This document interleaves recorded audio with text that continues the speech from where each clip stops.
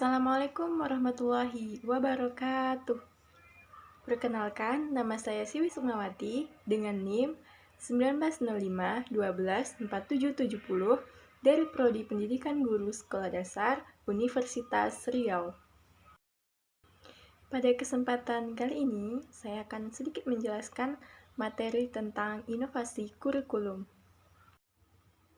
Adapun poin-poin yang akan saya bahas pada kesempatan kali ini, yang pertama adalah pengertian inovasi kurikulum, yang kedua, tujuan inovasi kurikulum, yang ketiga, faktor penghambat inovasi kurikulum, yang terakhir adalah jenis-jenis inovasi kurikulum. Pertama, kita akan membahas mengenai pengertian inovasi kurikulum.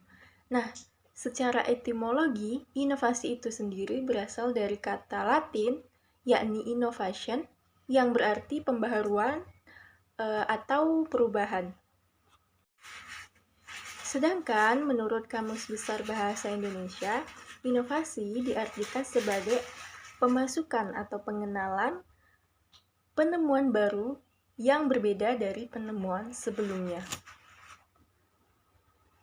Jadi, dapat disimpulkan bahwa inovasi kurikulum merupakan suatu pembaharuan yang diharapkan membawa dampak terhadap kurikulum itu sendiri. Inovasi ini muncul dari tiga hal. Yang pertama, yakni dari sisi psikologis, di mana masalah yang timbul berkenaan dengan pendekatan belajar yang baru. Maka dari itu muncullah inovasi keterampilan proses CBSA, cara belajar siswa aktif dan belajar tuntas. Yang kedua dari sisi sosiologisnya, di mana masalah yang ditimbulkan berkenaan dengan tuntutan masyarakat modern yang semakin tinggi dan kompleks. Sehingga inovasi yang muncul berupa masuknya pelajaran keterampilan, adanya kerja, dan gagasan muatan lokal.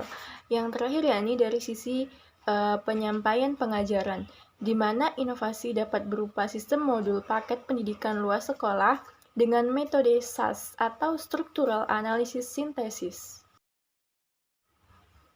Selanjutnya kita bahas materi yang kedua, yakni tujuan inovasi kurikulum. Nah, tujuan utama dari inovasi kurikulum itu sendiri adalah berusaha meningkatkan kemampuan, yakni kemampuan dari sumber-sumber tenaga, uang, sarana, dan prasarana, termasuk struktur dan prosedur organisasi agar semua tujuan yang telah dirancang dapat dicapai secara optimal. Di dalam inovasi kurikulum ada dua tujuan instruksional. Yang pertama, tujuan instruksional umum, yang kedua tujuan instruksional khusus.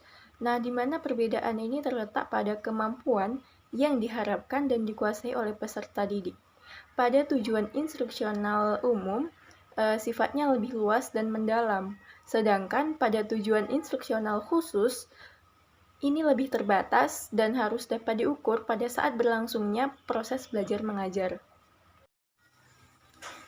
Selanjutnya ada faktor penghambat dalam inovasi kurikulum. Menurut Fauzi 2015 ada 6 faktor. Yang pertama, perkiraan yang tidak tepat terhadap inovasi. Yang kedua, konflik dan motivasi yang kurang sehat. Yang ketiga, lemahnya berbagai faktor penunjang sehingga mengakibatkan tidak berkembangnya inovasi yang dihasilkan. Nah, yang keempat, keuangan atau finansial yang tidak terpenuhi. Yang kelima, penolakan dari sekelompok tertentu atas hasil inovasi. Yang keenam, kurang adanya hubungan sosial dan publikasi. Selanjutnya kita bahas mengenai jenis-jenis inovasi kurikulum. Nah, di dalam materi ini saya membahas dua jenis inovasi kurikulum. Yang pertama, inovasi kurikulum berbasis kompetensi atau KBK. Yang kedua, inovasi kurikulum berbasis masyarakat. Kurikulum berbasis kompetensi mengharapkan peserta didik mampu memahami suatu pembelajaran dan diharapkan adanya hasil dan dampak yang muncul pada peserta didik. Kemudian memberikan peluang pada peserta didik sesuai dengan keberagaman yang dimilikinya. Nah, pengembangan KBK ini tentunya berfokus pada panduan tertentu, diantaranya pengetahuan, keterampilan, dan sikap yang dapat didemonstrasikan oleh peserta didik. Nah, yang kedua, inovasi kurikulum berbasis masyarakat, di mana bahan kajiannya yang ditetapkan pada daerah tertentu, seperti pada lingkungan alam, sosial ekonomi, dan budaya.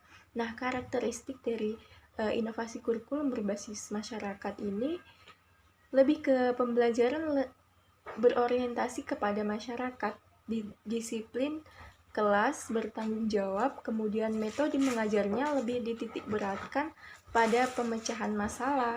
Strategi pembelajarannya meliputi karya wisata. Nah, pengembangan kurikulum berbasis masyarakat ini terjadi karena pengaruh perkembangan teknologi yang cukup drastis dalam segala hal, termasuk dalam bidang pekerjaan, di mana masyarakat perkantoran lebih cepat berubah dibandingkan dengan masyarakat pedesaan. Nah, hal ini terjadi karena pola hidup agraris menjadi pola kehidupan industri. Nah, itulah yang dapat saya bahas mengenai materi inovasi kurikulum. Ada pengertian inovasi kurikulum, ada tujuan inovasi kurikulum, kemudian faktor menghambat inovasi kurikulum, dan jenis-jenis inovasi kurikulum.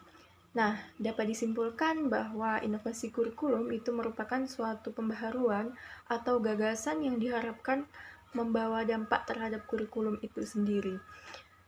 Kurikulum itu hanyalah alat atau instrumen untuk mencapai tujuan pendidikan dan pembelajaran yang telah ditetapkan, maka tak heran jika dalam perkembangannya pasti mengalami hambatan-hambatan yang cukup banyak.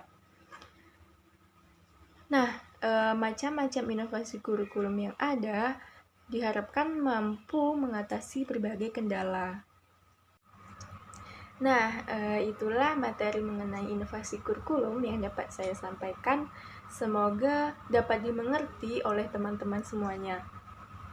Jika ada kesalahan atau kekurangan dalam penyampaian materi, saya mohon maaf yang sebesar-besarnya.